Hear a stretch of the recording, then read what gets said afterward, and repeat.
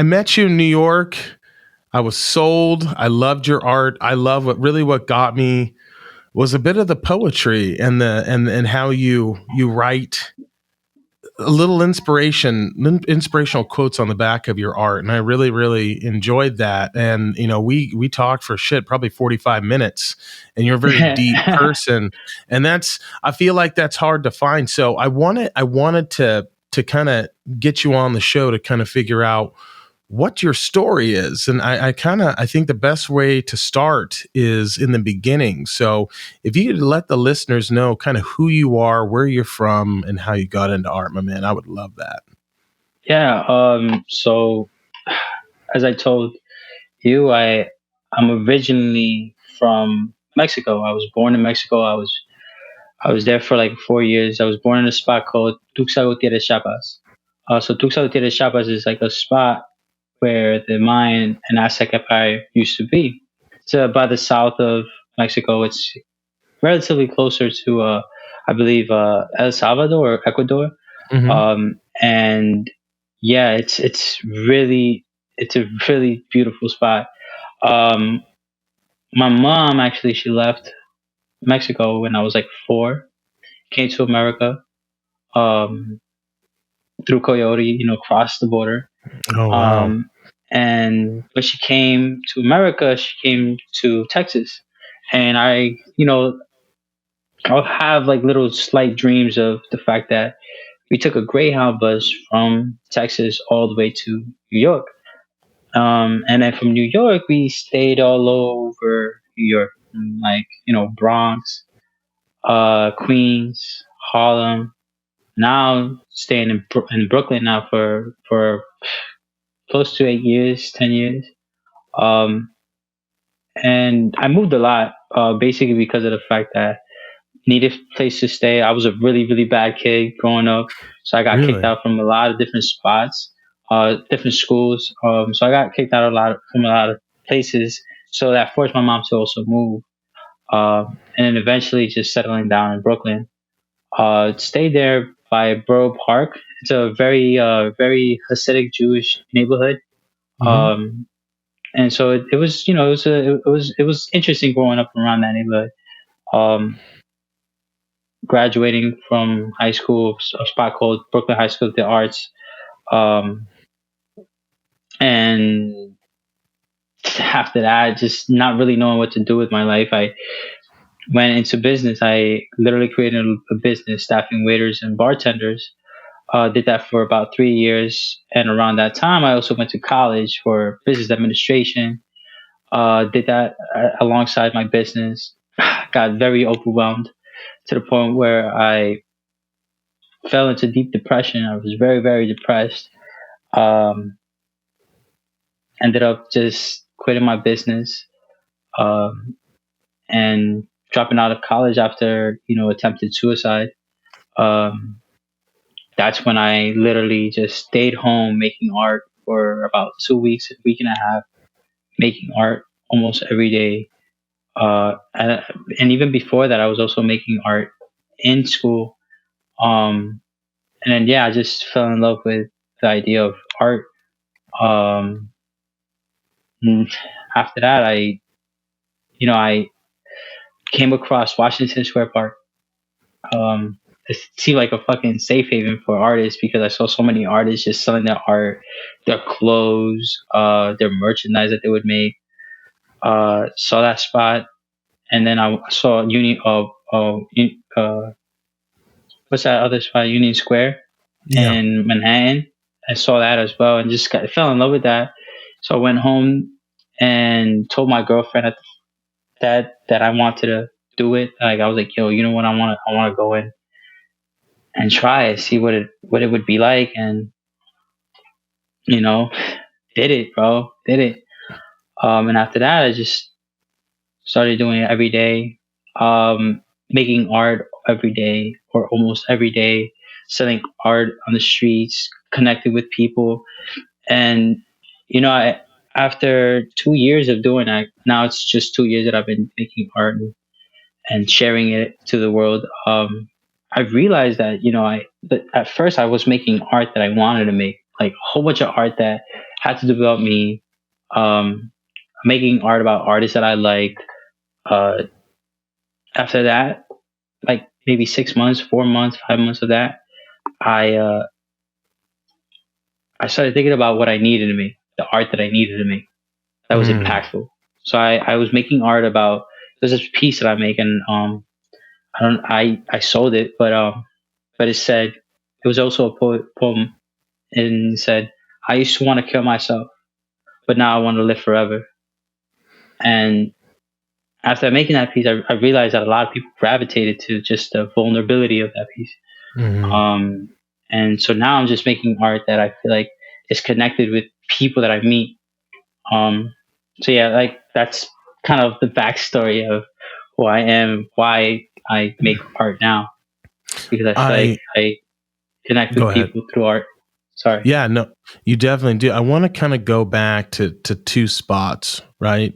You said that you were a bad kid and got kicked out of a lot of schools. I'm kind of wondering, like, what did you get kicked out for? Like, what was going on? And you know, very curious about So this. so growing up, I used to get into a lot of fights. I would get into a lot of like physical fights, arguments with teachers. I didn't listen. Even in in Mexico, my mama used to tell me that I she would have to come pick me up from school because I would literally leave the classroom and go into the backyard, like the playground, and just play all day and not listen to the teachers and run away. And that just was the way I was growing up. I was just very unattentive, always curious about playing, doing things that involved not really sitting down and listening. Uh, and then as I got older, I started getting more physical with people, fighting, getting arguments with teachers, not really listening. And then the last time I remember that I got kicked out from school was because they caught me watching porn in school. Oh shit. Yeah, yeah, and I was like, I think I was like, I think I was like 10 Oh or fuck. 11. Yeah, so I was young. Another thing about me is that I lost my virginity when I was like 9. I went through like a sexual experience with a girl that was like 10 when I was like 9. Yeah, so it's like a lot of things happened to me um, that some people could say made me a bad kid.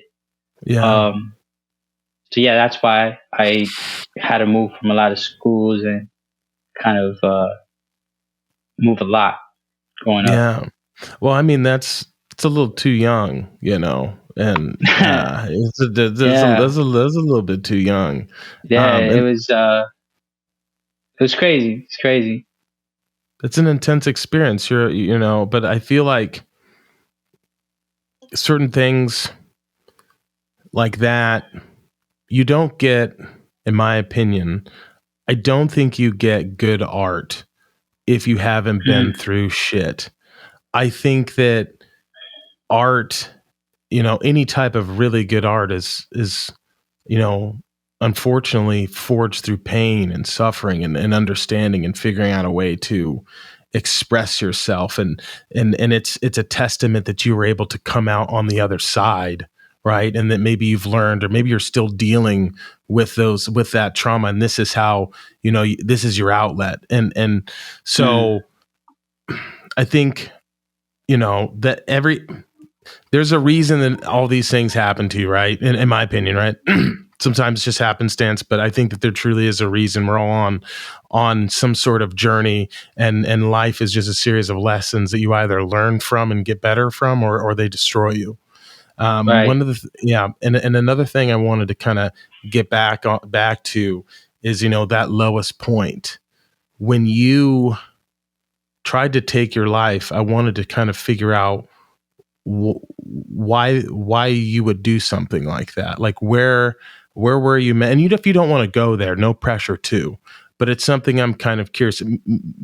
Part of the reason is I'm a man that is intrigued by the extremes of the human existence. I love, that's why I devour history and study history and war and all these things. So I've never been in that state of mind to where I'm like, I want to fucking end it all. So I wonder Right. how one gets there and how you were able to get past that and survive. Right. Um.